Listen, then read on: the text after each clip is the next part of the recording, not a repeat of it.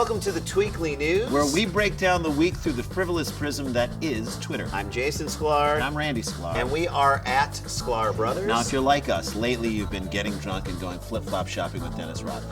And you've been getting much too much of your news from your Twitter feed. We're talking about important news, like the 411 on the death of Mr. Trololo.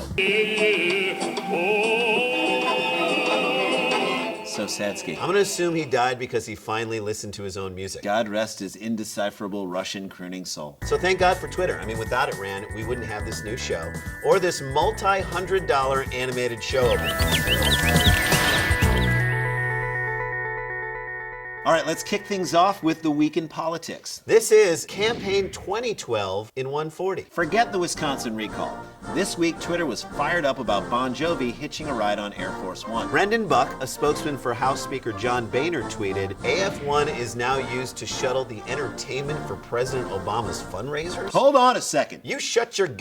That is ridiculous. At this point in his career, I don't think John Bon Jovi could be considered entertainment. Well, thankfully, Peter Zedlecker put it all in perspective. John Bon Jovi gets to ride on Air Force One. Don Dokken saving up for that Greyhound trip to visit his aunt. Makes sense, Jay. Dokken is actually a German word meaning Wer are they now? Believe it or not everything people write hastily on their smartphones is that smart.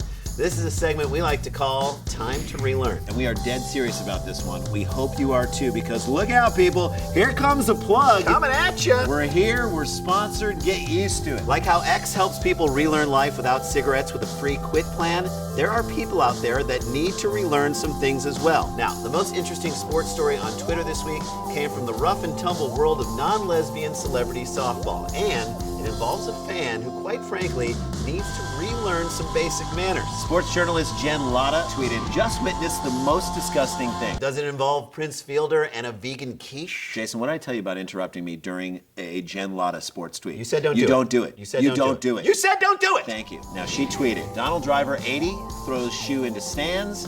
Grown-ass woman rips it out of a young boy's hands. Despicable. Now, some people might not know who Donald Driver is. Donald Driver, of course, is the Packers wide receiver who's better known to middle-aged women and gay men everywhere as the reigning champion of Dancing with the Stars. Which, of course, instantly makes the cleat worth more when someone tries to sell it on eBay to pay their back taxes. Tracy Williamson tweeted, grown-ass woman Robin Aerith is probably the most despised person in America right now. Most despised person in America? Really? Aren't we forgetting about the tanning mom? Yep, we're forgetting about her the same way she forgot her kid was in that tanning booth. Even though each tweet maxes out at 140 characters, a cool twit pic is worth at least 1,000 characters. This is Pick This. Gwyneth Paltrow suffering some blowback after she tweeted this pic, and she wrote, "Niggas in Paris, for real." Gwyneth, just because some of your best friends are really, really famous black people, it's best to not use the N-word if you're white. Bordering on translucent. Yeah. Gwyneth needs to spend less time with Jay-Z and Kanye and more time hanging out with the tanning mom. Which reminds me, where is the tanning mom when you need her? She's probably hanging out with her kids. At a bar. Gwyneth defended herself by tweeting, hold up, it's the title of a song. And then Russell Simmons rallied to her defense with this tweet. Ain't no like Gwyneth Paltrow. I, for one, agree with Mr. Simmons. I mean, you watch 5 minutes of duets and you know Gwyneth is straight up gangsta. Now, before we log off, it's time for our end of show retweets. We highlight tweets from people we follow who we think you should follow too.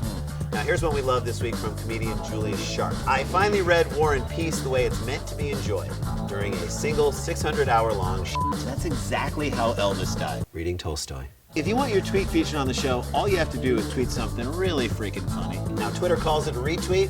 We call it a free writing stack. Hey, thanks for d***ing around with us. This is the Tweekly News, and we're out. Yeah, we are out. Don't forget to follow at Tweekly News. And if you want more of the Tweekly News, go to becomeanx.org/sklar for exclusive content, outtakes, and partial full frontal nudity. What is partial full frontal? That is the half full Monty. like a corner of a ball. Do you remember where you were when you first heard about Twitter? Yes, I was Googling the Kennedy assassination. Rand, you got to come here and see this. Check out this Twitter thing. What? Holy crap, right? Kennedy was assassinated?